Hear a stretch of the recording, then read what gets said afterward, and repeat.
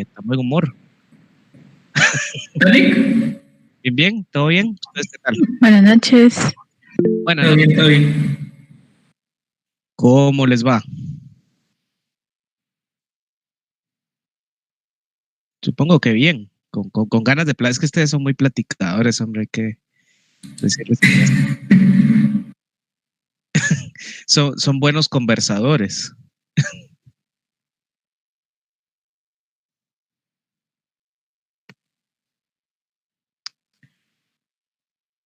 Bien, ya va llegando el grupo. Buenas noches. Buenas noches. Hola, ¿qué tal? Vamos a seguir. Buenas noches, licenciado. Muy buenas. Seguimos entonces con nuestro tema de la segunda unidad. Voy a dar un minuto más para que terminen de llegar todos y así no tenga que interrumpir para aceptarles en la reunión.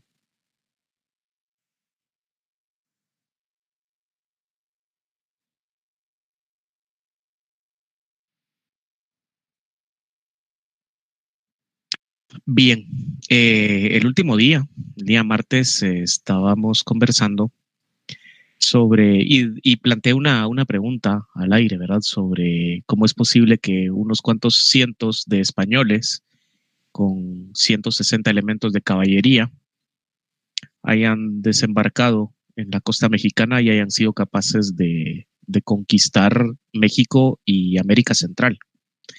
Y la historiografía tradicional se inclinó por un discurso donde alababa las ventajas técnicas y militares de los españoles, pero muy poco se tomaba en cuenta también la misma situación política, esa fragmentación política que hemos venido conversando en las últimas sesiones. Y cada vez más durante las últimas décadas, principalmente en los últimos 20 años, la historiografía ha esbozado otras explicaciones. Y es que a grandes rasgos los últimos trabajos han dicho, bueno, los españoles realmente no conquistaron a Mesoamérica, ¿verdad? Hay un gran elemento olvidado en este proceso y es el papel indígena en la conquista, ¿verdad? Cada vez más los trabajos suelen revelar este tipo de consideraciones sobre que realmente estos cuantos españoles con una escasa caballería y escasa fuerza de fuego no fueron capaces de conquistar Mesoamérica, sino que hay un elemento muy importante y que hasta la fecha no había sido considerado, ¿verdad? El papel indígena de la conquista. Y parte de eso es lo que pues quiero que reflexionemos a partir de la lectura del trabajo de Florín Gasselbergs. ¿Cómo vamos a tratar de abordar este punto? Bueno, hay que considerar primero el número de participantes, tanto de los involucrados en las campañas de conquista militar, como la ubicación en Mesoamérica de los diferentes grupos, de las diferentes poblaciones indígenas, ¿verdad? De las más densas, las de cultura más compleja, las mismas posturas políticas y alianzas que se daban en el periodo y la posible participación informativa de estos grupos dispersos en Mesoamérica y cómo los puntos de entrada de las huestes españolas revelan también la continuación de patrones prehispánicos en cuanto a la búsqueda de los patrones prehispánicos de riqueza, donde estaban ubicados, seguir las antiguas rutas comerciales, pero utilizando la información valiosa que aportaban los aliados que iban haciendo en medio de las campañas militares. A ver, José Dávila, perdón, levantaste la mano. Sí, buenas noches. Buenas noches. Tengo una pregunta, mire, le soy sincero, no he podido empezar con el texto Ajá. pero ahorita que usted menciona como más, ¿cómo decirlo?, en seco esto que vimos al final de la última sesión, ¿Sí? Me hace clic algún pensamiento y quisiera solo que usted me ayudara a aclararlo. Esta cuestión de hacer de menos o hasta cierto punto, bueno, sí se podría decir invisibilizar estas alianzas que ayudaron a la dominación, tal vez sería una buena forma de decirlo, dominación española del territorio, estas alianzas que hicieron con los nativos de acá, puede llegar a ser algo así como etnocéntrico, algo de decir, de hacer de menos que ellos también eran una fuerza que estaba acá, que podían negociar, ¿verdad? Que no eran salvajes, sino que tenían esta capacidad de negociación y todo, y caer como en lo mismo que sale en la televisión de las pirámides, es decir, la hicieron los alienígenas porque ellos no podrían haber hecho algo tan complejo o tan reestructurado. Tengo esa duda, gracias.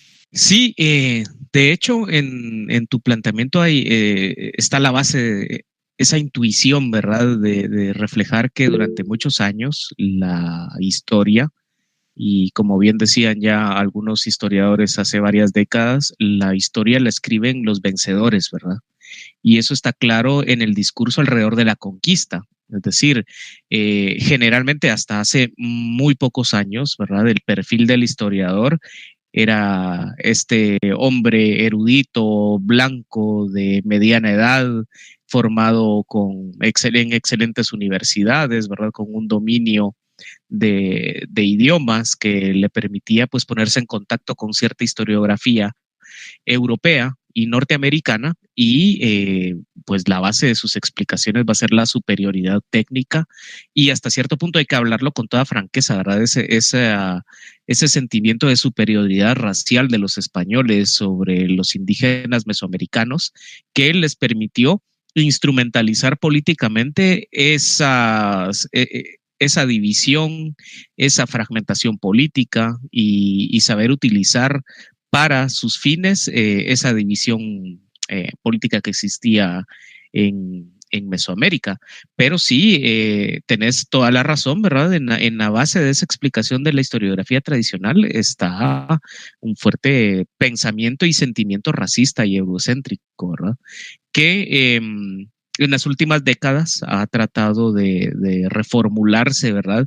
La comprensión del proceso de conquista a partir de unas lecturas mucho más variadas, ¿verdad? Del proceso de conquista y no verlo únicamente como un hecho histórico, sino como un proceso que dura varias décadas y que tiene sus complejidades para ser estudiada y que también requiere de un dominio de fuentes lo más inclusiva posible, ¿verdad? También lo más integrales, ¿verdad? Estudiar las fuentes indígenas de diversos grupos mesoamericanos, también complementados con las fuentes tradicionales de archivo que ya platicábamos en la sesión anterior, ¿verdad? Entonces yo creo que salir de esas explicaciones lineales, eurocéntricas, requiere un fuerte trabajo y también un compromiso para entender todas las dinámicas que están inmersas en este proceso tan complejo, ¿verdad? Y por eso planteaba que ahí están estos 4 elementos, ¿verdad? De examinar el número de participantes, tanto de las fuerzas militares españolas como de las fuerzas de resistencia en toda Mesoamérica, ¿verdad? Y entender un poco el panorama político alrededor del cual se da este proceso de conquista, que no va a ser lo mismo según el lugar de Mesoamérica o de América Central del que estemos hablando. La resistencia no fue la misma en el caso del altiplano guatemalteco o Costa Sur que la zona de los lagos en Nicaragua o Costa Rica o yéndonos un poco más hacia el sur en Panamá. Y mucho tiene que ver en la estrategia de avance de las fuerzas invasoras españolas, la participación informativa de los diferentes grupos, es decir, diferentes grupos por donde iban avanzando aportaban información sobre las riquezas, organización, alianzas políticas que podían encontrar más adelante en ese recorrido de conquista, ¿verdad? Que algo muy importante va a buscar la continuación de esos patrones prehispánicos, de la ubicación de la riqueza y también de las alianzas o guerras que se venían dando desde hace varias décadas en el espacio de América Central. Y un aspecto muy importante y que muchas veces es dejado de lado, es esos estudios de demografía histórica, ¿verdad? La demografía histórica es una disciplina que es una disciplina científica que se ocupa del estudio de las poblaciones y esos ciclos de auge, descenso y movilidad que se da en cuanto a las poblaciones, ¿verdad? Y hay algunas estimaciones regionales de la población prehispánica, tanto en Mesoamérica como en el resto de América. Hay algunas estimaciones de población para el caso de América Central, como Kroeber, que es un autor de finales de la década de 1930, que habla de alrededor de 3 millones de habitantes para toda América Central en el periodo de la invasión. Esas suelen ser algunas estadísticas un tanto conservadoras, ¿verdad? Pero hay otras estadísticas como la de Karl Zapper, un antropólogo y arqueólogo guatemalteco de origen alemán, que esos cálculos los lleva hasta 5 o 6 millones de habitantes para todo el istmo. Y si contrastamos esas cifras con apenas 500 soldados, 360 soldados españoles, ¿verdad? Y 160 de caballería, pues resulta claramente imposible que hayan sido capaces de vencer militarmente a estas poblaciones densas de la región y también con una civilización bastante avanzada y compleja. Si tomamos en cuenta los cálculos para México, esos mismos autores, ¿verdad? Kroeber en la década de 1930 calcula la población de México en 3.200.000 habitantes. Es decir, toda América Central tenía casi la misma estimación de población que la de México, mientras que Karl Zapper, ¿verdad? Este antropólogo y arqueólogo, decía que México tenía alrededor de 12 y 15 millones de habitantes, es decir, calcula el doble de población para todo México que para el resto de América Central. Y en cuanto a la demografía histórica, a mí me encantaría detenerme en este punto porque es fundamental, ¿verdad? Los cálculos de población, las formas de ocupación del espacio. Chantal Caramusel en el Colegio de Michoacán ha hecho un trabajo fantástico de cálculos, estudios de demografía histórica para el caso de México, el occidente de México, principalmente el área de Michoacán y Guadalajara. Todavía hay escasa información para América Central, ¿verdad? La demografía histórica es un campo, es una disciplina científica que no ha recibido la atención adecuada y que de la mano de estudios en geografía histórica podrían aportarnos mucha información, mucha luz para entender de una manera pues más cercana a la realidad el proceso de conquista. Y siempre en demografía histórica es mejor irse por la media, ¿verdad?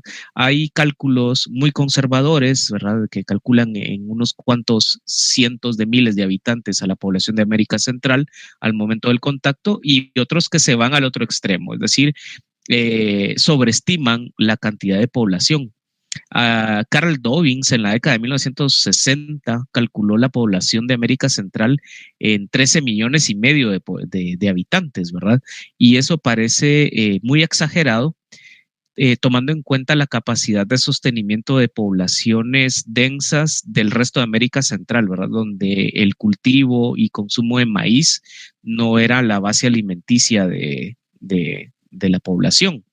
En el caso de Guatemala, El Salvador, las áreas del altiplano y costa sur de toda América Central, pues ahí siempre estuvo la densidad poblacional mayor, pero en el resto, donde prevalecía la cultura mandioca, yuca y tubérculos, pues parece poco probable, ¿verdad? Que ese tipo de alimentación fuera capaz de sostener esas grandes densidades poblacionales.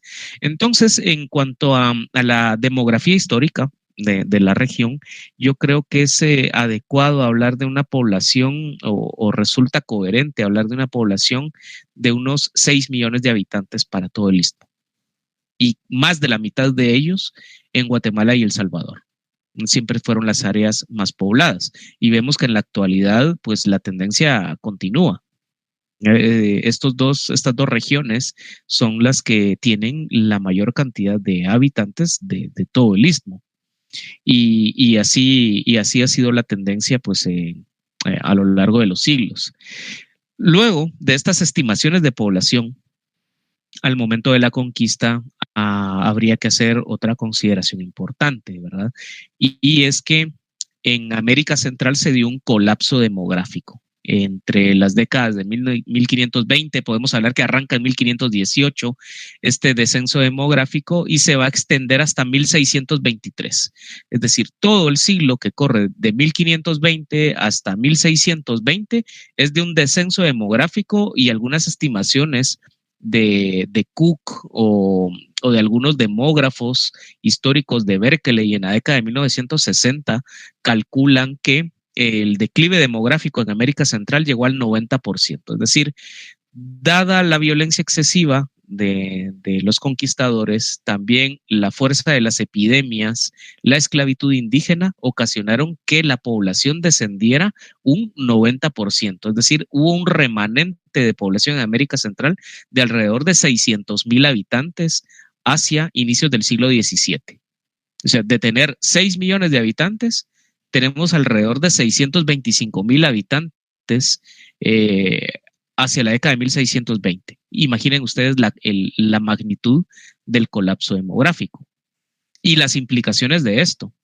Es decir, ante un declive de la población tributaria, ¿verdad? Después de ser esclavos, los indígenas hasta 1540-43 pasan a ser prácticamente protegidos de la corona. ¿Por qué? Porque eran tributarios. Y ese tributo indígena era muy importante para nutrir las arcas reales. Entonces empieza toda una política proteccionista a partir de promovida por las órdenes religiosas, principalmente los dominicos, los franciscanos, y empiezan a venir reales cédulas, reales órdenes dirigidas a la audiencia para proteger a los indígenas, para tratar de conservarlos con vida por su calidad de tributarios. No es porque la corona se estuviera volviendo muy humana, ¿verdad? O muy humanística en cuanto a sus políticas poblacionales, sino que hay un interés de conservar a esa fuerza de trabajo tributaria. Y se vio en serios aprietos, tanto que la población desciende tanto que se vio imposibilitada de seguir pagando los sueldos de los funcionarios reales con tributo. ¿Mm? Y eso explica muy bien toda esa política proteccionista hacia los indígenas que se da entre 1520 y 1620. Esa es la base de la búsqueda desesperada de esa recuperación demográfica que promoviera, pues también que las arcas reales se vieran retribuidas con esa protección a los indígenas, ¿verdad?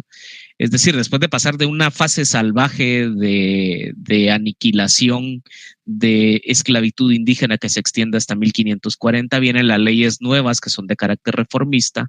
Se busca nombrar como funcionarios de la administración estatal a hombres letrados, es decir, funcionarios de capa y espada, que fueran capaces de prestar servicio militar, es decir, mantener el orden dentro de las poblaciones recientemente conquistadas, pero que también fueran capaces de impulsar políticas de corte humanista, que fueran letrados, que fueran graduados universitarios. Es decir, los presidentes de audiencia nunca fueron pues unos bárbaros, sino que realmente estaban muy metidos en esta dinámica del humanismo administrativo emanado desde Salamanca y desde Bolonia en Italia. Esos son factores que hay que tomar en cuenta y que explican mucho de las políticas públicas estatales entre 1520 y 1620. Es decir, el primer siglo de conquista y donde se dan las simientes del proceso de colonización es algo que hay que estudiar todavía a partir de fuentes primarias. ¿Dificultad que vamos a encontrar con esto? Es una letra endiablada, ¿verdad? La paleografía del siglo XVI y principios del siglo XVII es quizá la más complicada que vamos a encontrar en los archivos estatales. Y en ese sentido hay que hacer un esfuerzo bastante grande por leer esa cantidad, ese volumen de información que hasta hace poco estaban pues casi inaccesibles a los investigadores especialistas en la materia. Y continuando con dos aspectos, ¿verdad? La geografía histórica y la demografía histórica. Esas son dos disciplinas que tenemos que tomar en cuenta y que son base de una construcción metodológica que nos podría aportar mayor conocimiento sobre el periodo. Eso nos lleva a entender qué factores están involucrados en ese declive demográfico, ¿verdad? En ese 90% de descenso demográfico. Primero, el factor epidémico. Las enfermedades europeas como la viruela y el sarampión. Ambas son enfermedades virales de origen vacuno, es decir, están vinculadas a la crianza de ganado. Y estas enfermedades de origen europeo y algunos virus seguramente de origen africano afectaron, ¿verdad? Y están claramente reflejados en las fuentes indígenas, como en el Memorial de Sololá, donde claramente vemos que hay dos ciclos epidémicos que arrasan tanto con la población anciana, que era la élite de la población, de las poblaciones quicheanas, cachiqueles, etcétera, y que hay que sumar también que ese declive demográfico ocasionado por los virus también se vio reforzado por las guerras. Si los virus, y ahora estamos viviendo un proceso similar, ¿verdad? ¿A quiénes ataca el virus, verdad? El COVID-19. O sea, se ensaña contra las poblaciones mayores de 65 años, ¿verdad? Lo mismo pasó en el siglo XVI, principios del siglo XVII. Quienes primero sufrieron los embates de los virus fueron las poblaciones mayores. Y las poblaciones jóvenes, los menores de 65 años, estaban adscritos también a la defensa del territorio, a las guerras. Tenían que prestar servicio militar para defender a sus poblaciones de los avances españoles. Y entonces ahí vemos que hay un declive de la población, lo que ahora denominamos económicamente activa, ¿verdad? Es todos aquellos ubicados entre los 15 años hasta los 65 años. Esas poblaciones se vieron afectadas entonces por las guerras intestinas y por la sobreexplotación que significó la legalidad de la esclavitud indígena. Esa esclavitud indígena temprana que se da a partir de la autorización real de utilizar cuadrillas de indígenas para lavar oro en ríos. En caso de América Central, la primera frustración que experimentan los conquistadores es que no hay riquezas minerales significativas, ¿verdad? Como si encontraron en Zacatecas, Querétaro o luego en América del Sur, en Potosí.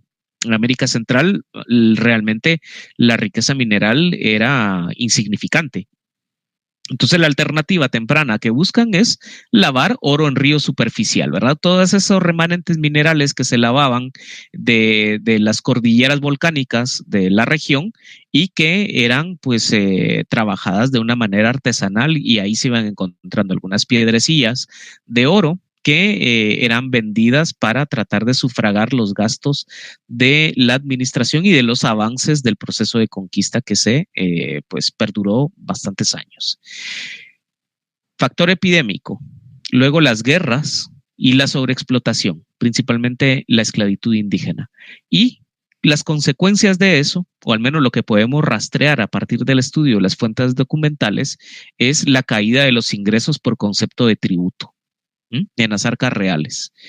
El principal problema que tuvo la autoridad española para establecer ese aparato institucional necesario, es decir, una real audiencia, un sistema judicial, ¿verdad? Ejercida por los oidores, también un poder local ejercido por los ayuntamientos, estas primeras ciudades organizadas con alcalde de primer voto, de segundo voto, regidores, alguaciles, etcétera. Y también de una fuerza de control, pues es que no hay tributos suficientes, ¿verdad? Con una población en claro descenso, que está prácticamente desapareciendo, hay una caída en concepto de tributo. ¿Y eso qué desata? Pues una reacción institucional, ¿verdad? Todo problema en la historia de las instituciones hay tres aspectos que tenemos que ser capaces de identificar, y por eso es que los estudios de mediana o larga duración son tan interesantes en cuanto a lo que pueden aportar. Primero, los orígenes de la institución.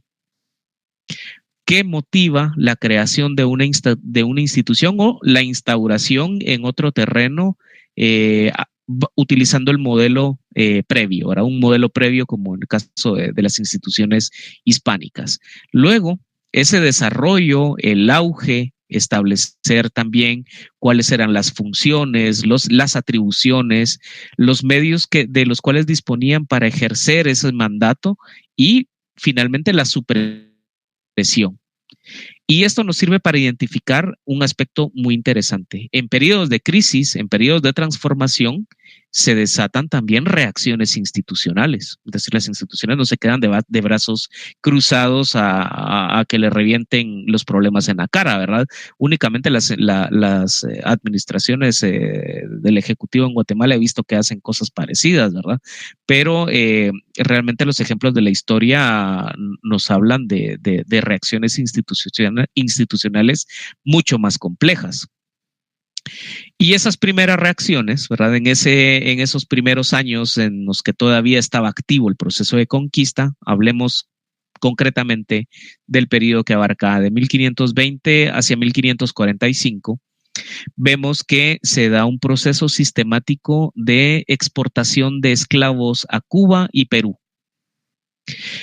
Muchos bolsones de territorios en América Central. En Guatemala hay mucha documentación, no mucha, ¿verdad? Hay alguna documentación que habla de exportación de esclavos del área de Huazacapán, es decir, actualmente el departamento de Santa Rosa y Jutiapa. Se congregaron poblaciones, se juntaron cuadrillas de trabajadores y fueron vendidos como esclavos para favorecer ese proceso de repoblación en Cuba, y mucha población cachiquel capturada en batalla fue exportada a Perú. Y eso está reflejado en los archivos nacionales, tanto de Perú como de Cuba, ¿verdad? Que hay una exportación de varias zonas de América Central, de estos remanentes de población joven seguramente, ¿verdad? Que fue vendida como esclavo para tratar de subsanar esa crisis económica que estaba viviendo la administración local. Es decir, cuando no hay tributarios suficientes, hay constantes rebeliones estallando en diferentes partes del istmo, la reacción o las medidas que toman las instituciones es favorecer esa exportación de esclavitud, esta esclavitud temprana que dura alrededor de 20-25 años. Luego, las poblaciones que quedaban o las familias rotas en ese proceso, hablemos de niños, hablemos de mujeres, ancianos, etcétera, que habían sobrevivido al proceso de epidemias y que no habían sido exportados como esclavos, pues serán utilizados para el lavado de oro en ríos, para tratar de encontrar alguna riqueza mineral para tratar de subsanar.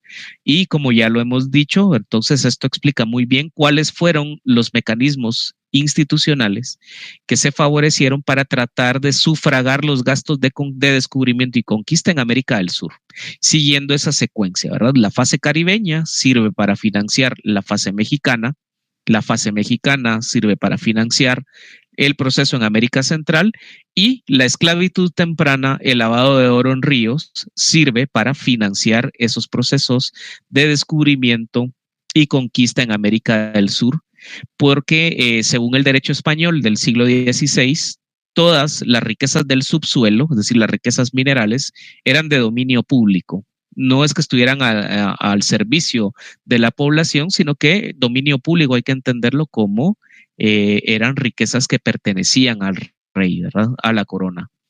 Y como de todo hay que sacar provecho, ¿verdad? Según la teoría económica del siglo XVI, lo que ayudaba a nutrir las arcas reales era el establecimiento del llamado quinto real.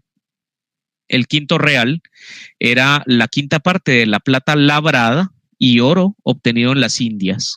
Entonces, toda la plata, todas las piezas de plata, los marcos de plata, que eran alrededor de 25 libras de plata labrada y hecha barra, tenía que estar quintada, tenía un sello que garantizaba que había sido pagado el importe del impuesto, es decir, el 20% del valor total que iba a parar a manos de la corona, ¿verdad?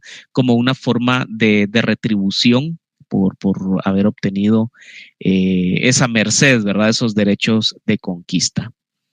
¿Qué pasa en el resto de América Central, verdad? Yo creo que es una pregunta interesante a estas alturas.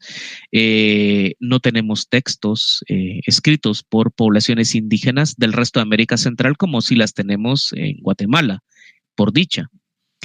Y algunas fuentes documentales de la década de 1530, de 1532 a 1534, nos hablan que, o nos cuentan que el sarampión devastó Honduras y Nicaragua. O sea, ese declive demográfico que vemos en todo el istmo fue mucho más agudo en Honduras y Nicaragua.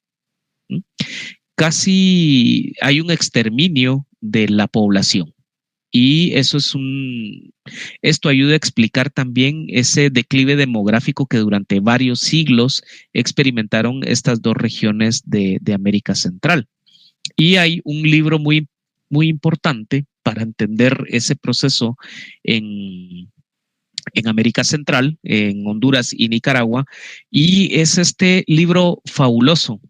Se los voy a mostrar acá. Se llama El costo de la conquista. El costo de la conquista, y la autora es Linda Newson. Linda Newson escribió este fabuloso libro, que es de los escasos libros, está sugerido en el programa del curso como bibliografía complementaria. Linda Newson escribió El costo de la conquista en la década, alrededor del año 90-91, coincidiendo con esta celebración de los 500 años del descubrimiento de América, pues hubo un auge historiográfico en toda América. Y para el caso de América Central, el libro fue editado en Honduras por la editorial Guaymuras. El libro de Linda Newson nos relata primero cuál era el panorama de la población indígena en Honduras y en Nicaragua, es decir, nos hace un repaso. Conocemos que en Guatemala eran pues poblaciones muy fuertes, quichés, cachiqueles, utugiles, mames, pocomames, pipiles, etcétera, pero muy poco sabemos de los indígenas en Honduras y en Nicaragua. Talamancas, tahuacas, ulúas, etcétera, ¿verdad? Y a partir de la mezcla metodológica, tanto de la demografía histórica y de la geografía histórica, podemos entender cuál fue el proceso de despoblamiento del occidente de Honduras, de Nicaragua, del proceso de conquista. Es muy interesante también cómo a partir de estudios de fuentes primarias, ¿verdad? De información documental, logra establecer un sistema que le permite, a partir de la evidencia documental, ver ciertos aspectos de la cultura ecológica, es decir, cómo la transformación ecológica de estas amplias regiones de América Central incidieron en el declive de población a partir de la instauración de una cultura de la hacienda, de la producción agropecuaria, la introducción del ganado y cómo la introducción masiva del ganado incidió en la proliferación de estas dos enfermedades virales, ¿verdad? La viruela y el sarampión. Y cómo esas son grandes responsables de la despoblación del oriente y el occidente de Honduras entre la década de 1550 hasta 1570, ¿verdad? Son 20 años de debacle demográfica. Creo que el trabajo de Linda Newson es posible encontrarlo en internet en inglés, ¿verdad? Pero el libro publicado en Honduras creo que únicamente pues, se puede encontrar allá, ¿verdad? En la Universidad Nacional Autónoma de Honduras. Pero es una autora que hay que tomar en cuenta, ¿verdad? Porque presenta un modelo complementario al que desarrolló George Lowell con la geografía histórica de los cuchumatanes en Guatemala.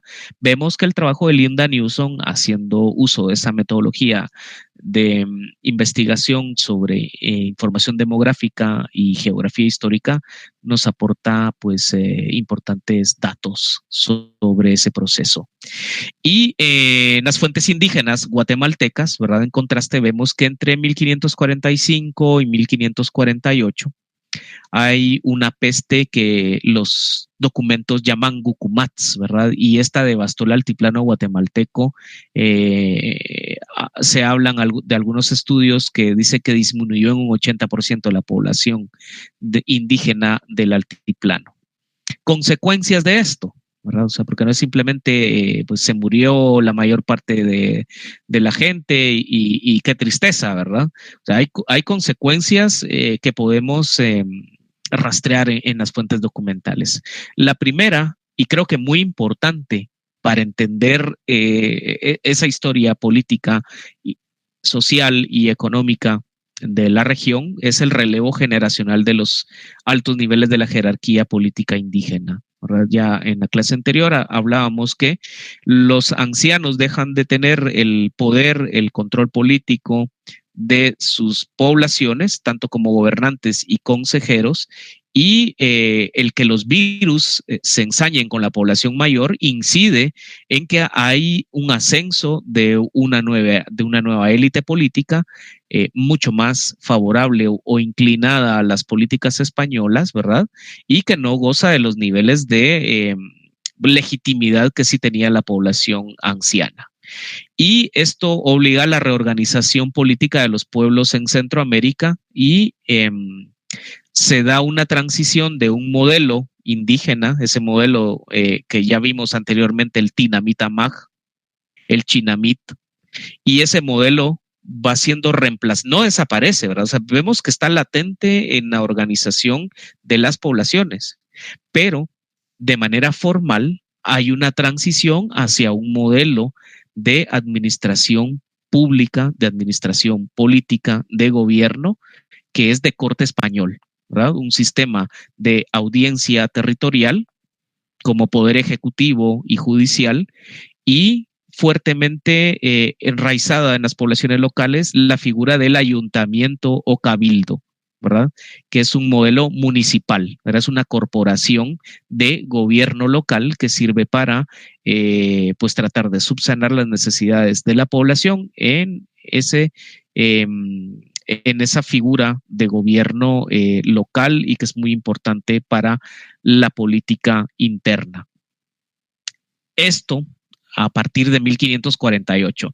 Dos aspectos que se suman. Primero, la promulgación de las leyes nuevas, el cese de la esclavitud indígena, un interés de conservar al escaso remanente de población que había en la región. Entra en acción las órdenes religiosas, franciscanos, dominicos y mercedarios para tratar de conservar a la población. Una de las medidas es ese proceso de congregación y reducción de pueblos. Es mucho más fácil tener control de la población si no mantiene esos patrones de habitación disperso del Tinamita-Mag. Entonces se da una transición al modelo de poblado de tipo español.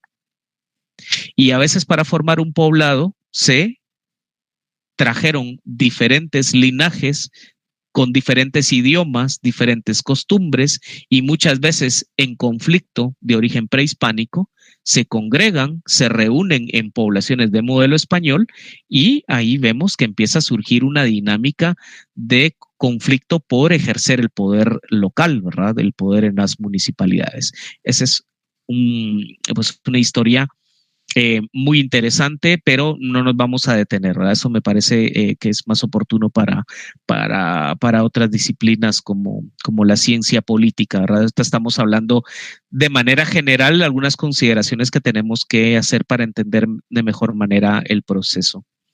En cuanto al tema de la ubicación mesoamericana de la conquista, es decir, ver cómo van cambiando esas estrategias de los españoles para ir reduciendo al modelo español a las poblaciones, hay el lienzo de Tlaxcala, es un documento muy interesante. El lienzo de Tlaxcala muestra a los conquistadores acompañados de aliados tlaxcaltecas. Si ustedes anótenlo por ahí y si pueden echar un vistazo a algunas imágenes del lienzo de Tlaxcala, pueden ver cómo las fuentes pictográficas indígenas ayudan a entender cómo se da ese proceso. Si me dan unos segundos, creo que tengo una imagen por acá que les puedo compartir de lo que les estoy platicando. Permítame un segundo.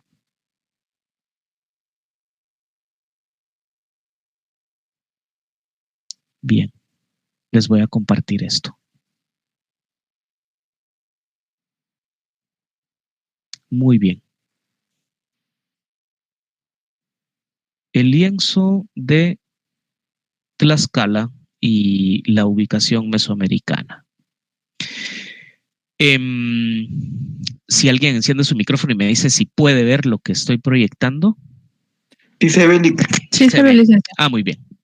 Bueno, hay una página del lienzo de Tlaxcala y esta información pictográfica es muy abundante en México y nos ayuda a ver los diferentes participantes, muchos detalles que nos ayudan a entender de manera integral cómo funciona esa alianza de poblaciones indígenas. ¿Qué estás diciendo? Y el auxilio a los conquistadores españoles.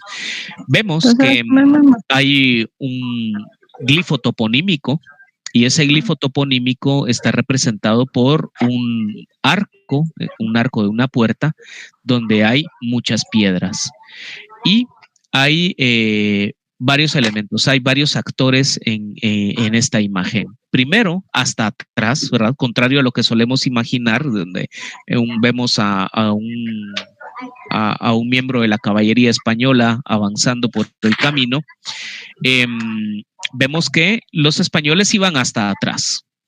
Al frente iban los emisarios, es decir, ese importante papel cumplido por los diplomáticos, la diplomacia indígena mexicana, que iba allanando el camino, iba aportando información sobre las antiguas rutas e iban negociando esos procesos de alianza militar y matrimonial que iban a favorecer la instauración de un nuevo régimen.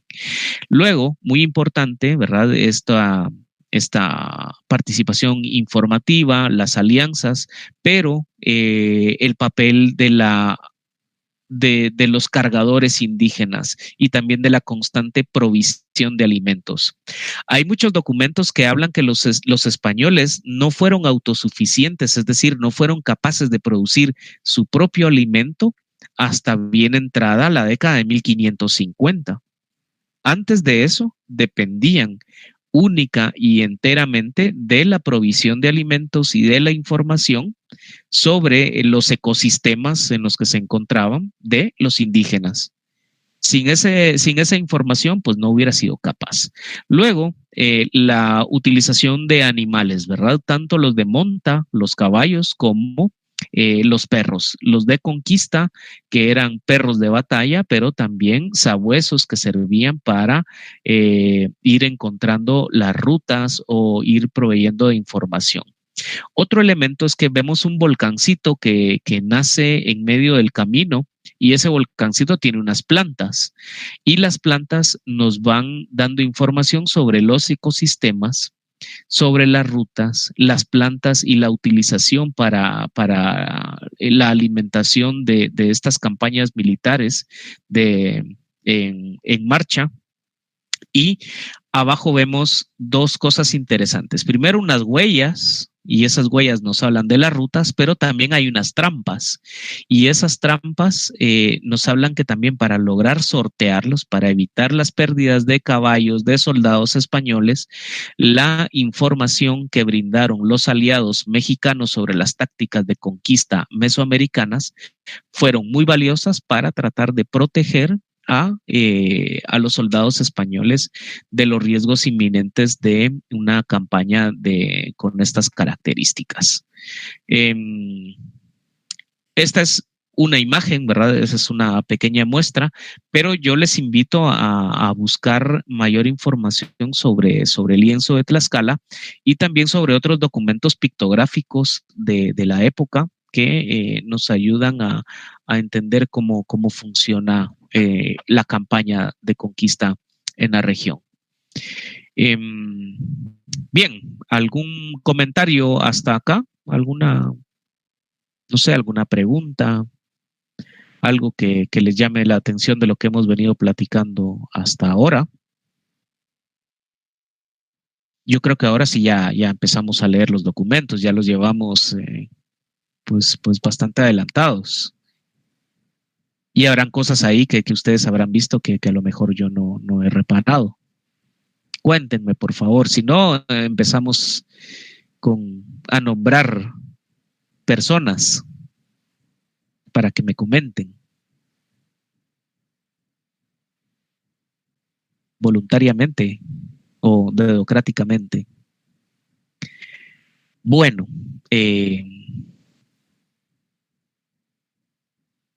a ver, María José, ¿qué opina usted sobre estas consideraciones que hemos hecho hasta el momento, ¿verdad? ¿Qué opina sobre fuentes, sobre retos o sobre cosas que hay que tratar de debatir en el discurso tradicional sobre la conquista? A ver.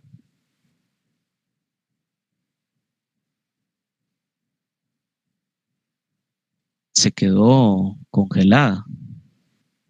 O es muy buena actriz, ¿verdad? O sea, logró simular. No, mire, qué fantástico, justamente en este momento. Bueno, sí, María José. Sí, licenciado, perdón, es que mi internet así como que feo estos días, pero sí lo logré escuchar. Más que todo, pues, o sea, quiero rescatar como las otras perspectivas que usted nos está dando en cuanto a las fuentes primarias de las poblaciones indígenas, ¿verdad? O sea, no quedarse en ese panorama de lo que sucedió frente a los españoles. Entonces, eso es lo que me llama más la atención.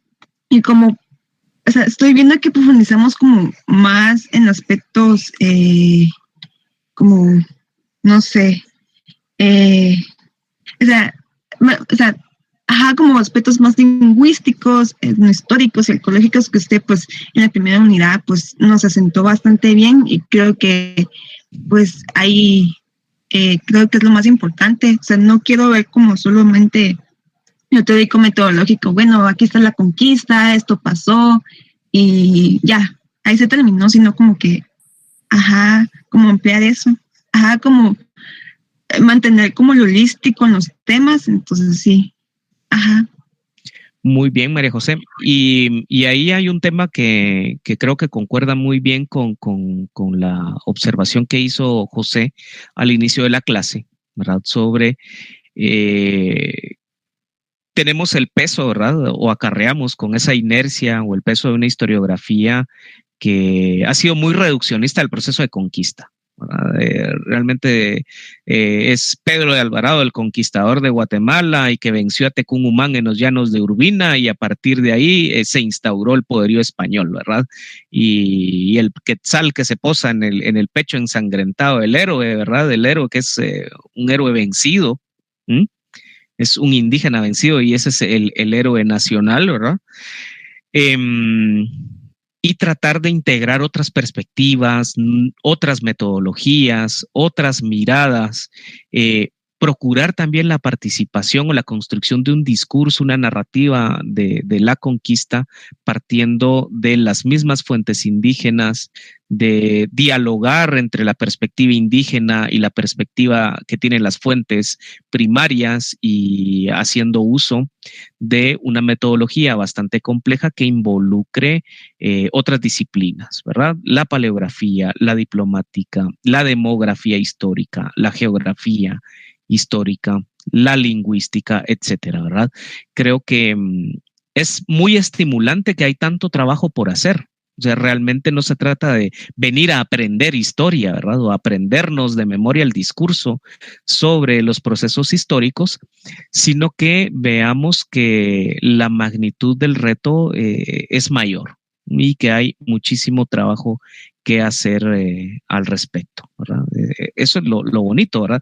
Creo que no tiene sentido desarrollarse en una disciplina científica donde ya todo está dicho, ¿verdad?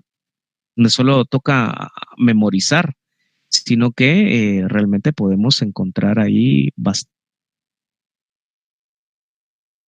y trabajos que podemos desarrollar en nuestro ejercicio profesional. Bien, ¿alguien más quiere participar? Dice David, podría mencionar nombres de autores que han debatido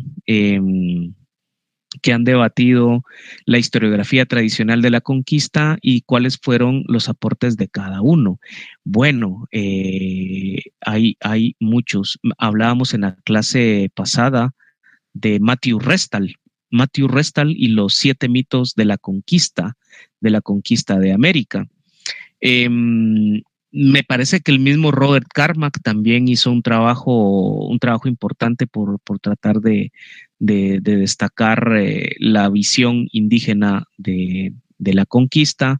La misma Florina Selbergs, Laura Matthew, Kirk Dewitt,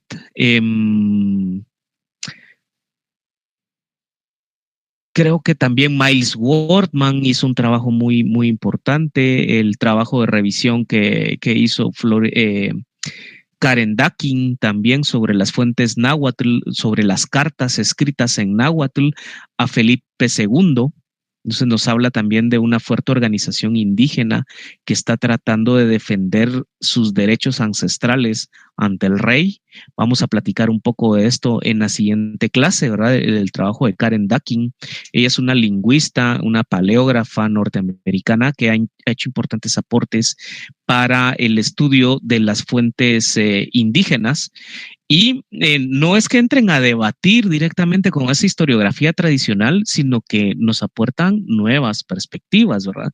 Trabajan con materiales que tradicionalmente habían sido dejados de lado y que van aportando nuevas informaciones. Un autor muy importante es Miles Wortman, se los voy a anotar acá. Miles Wortman, que de él vamos a leer un poco en las siguientes unidades. Me parece también Tomás Calvo del Colegio de Michoacán, ha hecho importantes trabajos sobre historia de las instituciones. Desde la Universidad de Harvard en los años 70 y en Yale hubo un incipiente movimiento historiográfico sobre historia de las instituciones a partir del estudio de fuentes primarias seriadas, es decir, series completas de documentación. Se logra llegar a importantes avances sobre cómo entender estos procesos tanto de conquista y colonización partiendo de fuentes primarias.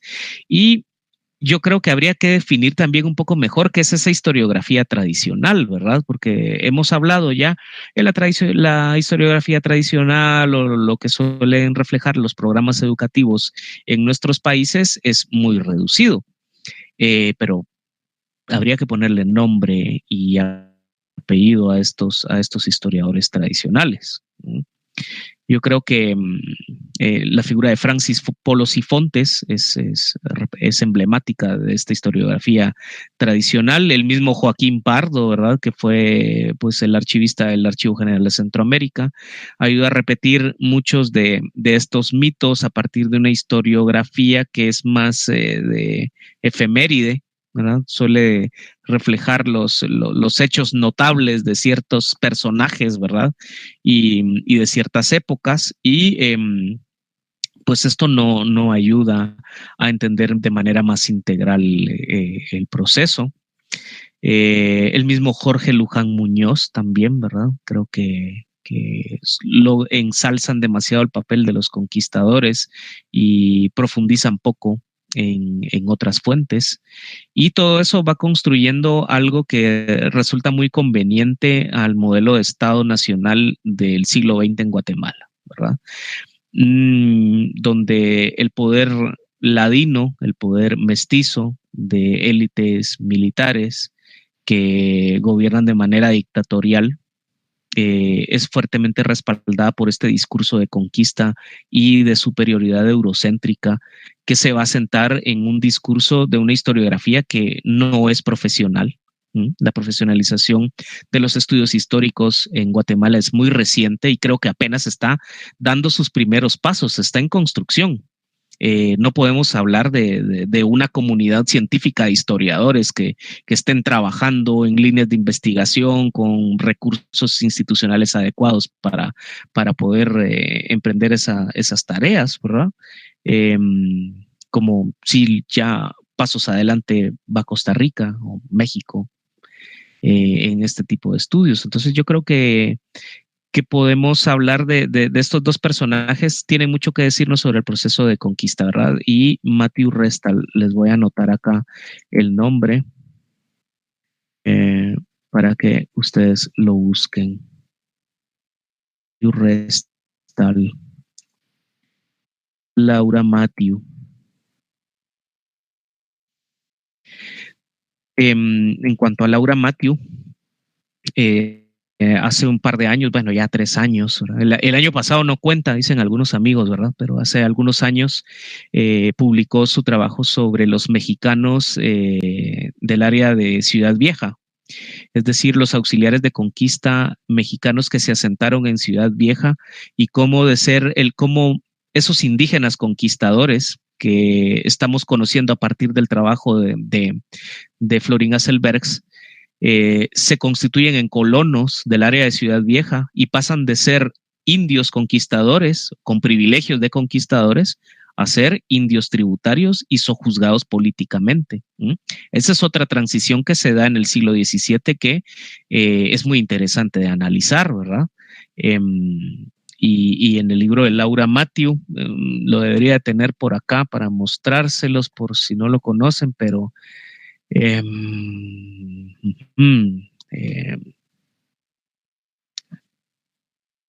es este. Bien, este es un libro importantísimo y si lo pueden comprar, se los recomiendo. Se llama Memorias de Conquista. Memorias de Conquista, de conquistadores indígenas a mexicanos en la Guatemala colonial, ¿verdad? De Laura Matthew. Laura Matthew trabaja como investigadora de tiempo completo en una universidad jesuita en Estados Unidos y a lo largo de varios años ha desarrollado un trabajo, hizo su tesis doctoral sobre los indios mexicanos conquistadores y finalmente hace algunos años pues publicó este maravilloso libro que creo que todavía se puede conseguir por ahí, ya sea en las librerías caras como Sofos o en las librerías más económicas, sin hacer promoción, ¿verdad? ¿De cuál? Porque pero será cuestión que lo rastreen por ahí. Este ejemplar pues me lo regaló Laura, ¿verdad? Aquí les muestro la dedicatoria, ¿no? Dice aquí a Alejandro con mucho aprecio, ¿no? Hay que presumirlo también, ¿no? Porque es un trabajo importantísimo y que viene a romper con estas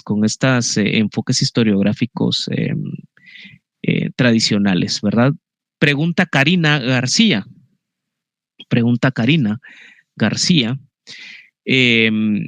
¿Los nativos mexicanos escribieron algún documento sobre el proceso de conquista que no fuera de forma pictográfica?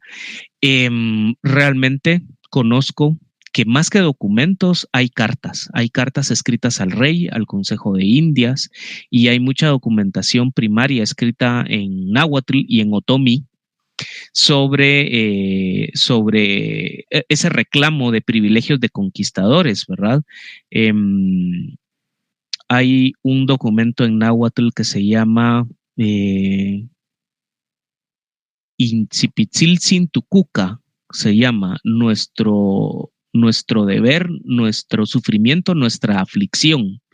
Y son cartas escritas por indígenas mexicanos en náhuatl a Felipe II. Creo que tengo el documento en digital por ahí y les voy a mandar el enlace para que se descarguen. Las cosas que yo tenga sobre la conquista, si les interesa, yo las puedo compartir con mucho gusto, ¿verdad? Porque merece la pena que si no están disponibles, tenemos en Guatemala un problemón y es que nuestras librerías son pésimas, ¿verdad? Sí, que para nuestras carreras, ¿verdad? Para las ciencias sociales no hay mucha variedad y lo poco que hay, carísimo.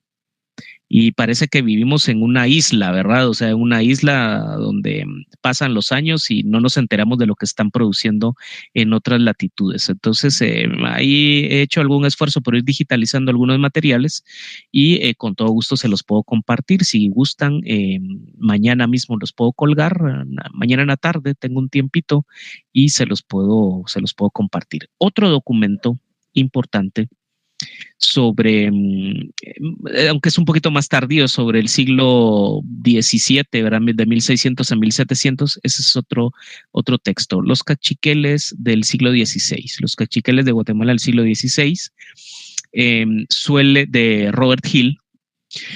Él se los anoto en el chat. Él él, a partir de los manuscritos cachiqueles, logra establecer la historia política de los cachiqueles, ¿verdad? Las adaptaciones de los mayas del altiplano al gobierno español. Y en ese sentido me parece un fantástico aporte, ¿verdad? Porque hemos visto del sistema Tinamitamaj, un sistema de gobernantes en 4 jerarquías, propio de las sociedades quicheanas. Los manuscritos cachiqueles y quichés nos dicen que se da un proceso de transición hacia el modelo de gobierno español. Pero ¿cómo se realizó ese proceso? Entonces Robert Hill profundiza en cómo se va organizando esa adaptación, cómo se van dando las adaptaciones de las poblaciones indígenas como intermediarios, ¿verdad? Del poder hispánico, de las instituciones hispánicos, hacia un nuevo orden político y social. Este libro ya tiene varios años, es del año 2001, ¿no? Como pasa el tiempo, ¿verdad? Y utiliza como fuente principal el Memorial de Sololá y los anales de los cachiqueles. Ese es un documento, pues, valioso al respecto. Robert Hill. Bien. Ya los estoy notando con una cara de aburrimiento terrible, ¿verdad? Pero si me regalan unos 5 minutos más, yo creo que podemos llegar a algunas conclusiones para la sesión de hoy.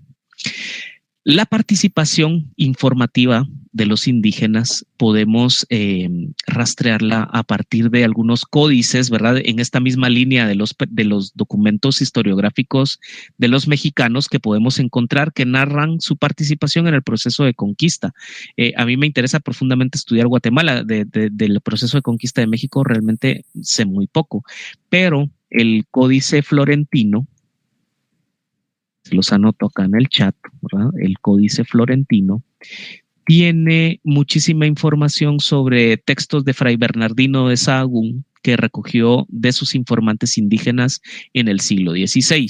Entonces, este elemento que les decía, la participación informativa de los indígenas, podemos verlo claramente reflejado en documentación pictográfica como el Códice Florentino, y que fue dibujado por auxiliares de conquista, es decir, por artistas mexicanos, pero con información organizada por Fray Bernardino de Sahagún, un misionero franciscano que participó y acompañó el proceso de conquista y le tocó experimentar como testigo esta debacle demográfica producto de los virus europeos en la población indígena, ¿verdad? Maite levantó la mano, cuénteme. Licenciado, ¿qué dijo que quería decir Gukumats? Gukumats es una peste, o sea, Gukumats es la serpiente emplumada, ¿verdad? Pero esa serpiente emplumada que tiene el poder de transformación dentro de la cosmovisión indígena, ¿verdad? Es el principio y el fin, entonces representa el fin, ¿verdad? Realmente es el fin de la población a partir de estas epidemias, ¿verdad? De sarampión y viruela. Entonces, Gukumats es como reflejan, como denominan, está escrito en las fuentes indígenas, así le denominaron ellos a esos ciclos epidémicos de las décadas de 1530 a 1540. Gukumats. Gracias. Que lingüísticamente está muy emparentado con la palabra Cucumats. Solo fonéticamente hay una variación. Entonces hay una noción, ¿verdad? Y esto es bien interesante. Hay una noción de un fin, ¿verdad? Del fin de una era, de una época que termina, pero que surge un nuevo orden. Hay simplemente una transmutación de valores, de jerarquías, de un nuevo orden político, social y que es de corte hispánico, ¿verdad? Muy bien. Códice Florentino, hay que anotarlo, ¿verdad? Y hemos venido hablando de poblaciones mexicanas, ¿verdad? En las últimas sesiones y yo creo que merece la pena desarrollar un poco más el concepto de qué entendemos por mexicanos, ¿verdad? Que no se refiere al país. No se refiere al país, ¿verdad? Y desde la primera unidad estamos hablando de linajes invasores mexicanos, ¿verdad? Pero no se refiere al país, ni siquiera a la Ciudad de México, ni a la unidad política de México, Tenochtitlán, sino que se refiere a los hablantes del náhuatl. Es una exonimia que denota a las poblaciones nahuablantes, a una cultura, a los que tiene sus orígenes nahuatlacas, ¿verdad? El náhuatl es un idioma, es una lengua de raíz yuto-azteca, tiene sus orígenes en el sur de Estados Unidos, y a todas esas poblaciones náhuatl, en el caso de los conquistadores, de los auxiliares de conquista en Guatemala, estamos hablando de originarios de Cholula, de Texcoco, de Huecotzingo, de Cuauhtecolán, como el trabajo que estamos leyendo, y habría que mencionar también a zapotecos, mixtecos, yopes, etcétera. Hay una variedad étnica, una variedad poblacional que nosotros englobamos como mexicanos, poblaciones mexicanos, ¿verdad? Y decía, hay una carta al rey de España, ¿verdad? Que dice que ellos iban al frente de las huestes invasoras, ¿verdad? Y que ellos hacían las grandes batallas. Ellos eran los guerreros que iban al frente y sirvieron fundamentalmente al rey. Tal vez su intención primaria no era servir al rey, ¿verdad? Sino que tratar de sojuzgar a los que habían sido sus enemigos tradicionales, ¿verdad? Pero eso quiere decir, ¿verdad? Ellos argumentaban que habían sufrido y habían pasado hambre tanto como los conquistadores españoles y por ende necesitaban pues que se les concedieran privilegios de conquistadores. Eso es uno de los aspectos que tenemos que tomar en cuenta para entender a qué nos referimos con poblaciones mexicanas. Bien, ¿ya con sueño o seguimos un ratito más? Yo soy democrático, les pregunto, ¿no? Yo les pedí 5 minutos, creo que ya me los acabé, pero es una unidad bien interesante. O sea, yo no creo que no se agotan los temas en 1, 2, 3 sesiones, ¿verdad? Sino que simplemente son algunos lineamientos. Pero quisiera terminar con la consideración, ¿verdad? O poniendo las bases para la discusión de la siguiente semana, ¿verdad? Vamos a trabajar un poco sobre las instituciones políticas y sociales, ¿verdad? Para entender cómo se da esa transición del antiguo orden político social prehispánico y cómo se da esa transición hacia las instituciones políticas y sociales de lo que ya podríamos denominar una colonia. Una colonia, ¿verdad? Donde son muy importantes los misioneros religiosos, ¿verdad? Principalmente las órdenes mendicantes. También hay que tomar en cuenta el contexto internacional, ¿verdad? El mercado, ¿verdad? Cuáles eran las mercancías, los productos que eran apetecidos, los mecanismos para llevarlos a un mercado internacional. La sustitución del régimen de propiedad de la tierra anterior y una nueva forma de uso y tenencia de la tierra, y cómo se da la degradación política de los gobernantes y principales jefes locales, ¿verdad? Ahí pasan a ser simplemente pues aliados o sirvientes de las instituciones políticas de carácter hispánico. Bien, sigamos, dicen, bueno, yo pues aquí lo que sobra son ganas, ¿verdad? Una última para hoy, ¿verdad? Antes de retirarnos, ¿verdad? El elemento no combativo. O sea, así como hay elementos combativos, ¿verdad? Los guerreros, la información, incluso las mismas epidemias de origen europeo son un elemento combativo, ¿verdad? Pero hay un elemento no combativo y es la comida. el proceso de conquista no hubiera sido posible si cuando iban en el camino hacia otras conquistas no se hubieran organizado de tal forma que pudieran recibir comida en el lugar en el que estuvieran el ejército español y sus aliados mexicanos. Esto fue muy importante porque, desde la historia romana lo podemos ver, no podía haber campañas militares de conquista si no hay acceso a la comida, ¿verdad? Al sostenimiento de las tropas. Y algo que nos ayuda a entender ese papel no combativo y muy importante es que los españoles no alcanzaron la autosuficiencia hasta la década de 1540, ¿verdad? Cuando ya empezaron a traer reses que dejaron en libertad para que se reproducieran libremente y fueran cazadas cuando hubiera necesidad, cuando hay una adaptación de los españoles a la dieta mesoamericana, ¿verdad? Hubo una transición en donde no había trigo. La base alimenticia de los españoles era la carne, ¿verdad? La carne de res, carne de cerdo, el pan hecho a base de granos, el vino y todos esos elementos. Era imposible producirlos en América Central o en Mesoamérica durante los primeros años de la conquista. Entonces hay un proceso de adaptación, de negociaciones, de información, donde se va adaptando la dieta, ¿verdad? Al maíz, al frijol, a las hierbas locales, a la yuca y a los tubérculos, a las bebidas de maíz, etcétera, ¿verdad? Y entonces ahí hay un proceso de integración de los españoles al ecosistema local y también a la cultura local. Entonces vemos nuevamente que hay una incorporación o una adaptación y una asimilación de las costumbres españolas a las costumbres locales del nuevo medio en el cual se estaban desarrollando, ¿verdad? Pero me parece que eso es más oportuno trabajarlo en la siguiente sesión.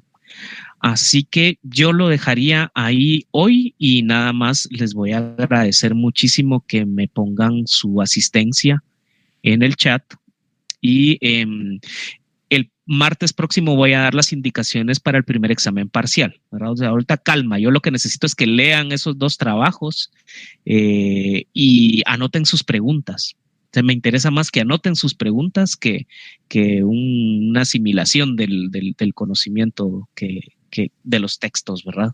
Propuestos para esta unidad. Anotemos las preguntas y voy a dar las indicaciones el próximo martes. Así que por mí es todo hasta hoy y les deseo una feliz noche y unas buenas lecturas, ¿verdad? Que la pasen bien, que tengan un buen fin de semana y a cuidarse. Gracias, licenciado. Muy bien, nos vemos el martes. Hasta luego. Adiós. Buenas noches, licenciado. Feliz noche. Buenas noches, licenciado. Adiós. Buenas noches, compañeros.